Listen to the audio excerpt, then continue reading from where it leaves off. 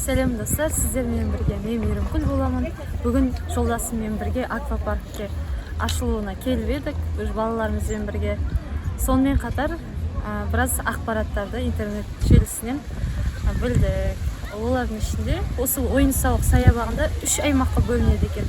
Біріншісі балаларға арналған, екіншісі отбасылы адамдарға арналған, үшіншісі экстремалды.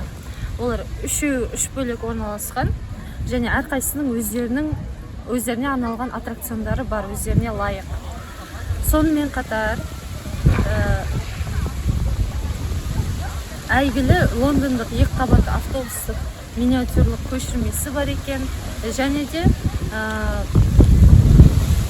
роликтер алаңы, темір жол, әуедегі велосипед жолы және барлық жастағы адамдарға арналған басқа да қызықты аттракциондар бар екен.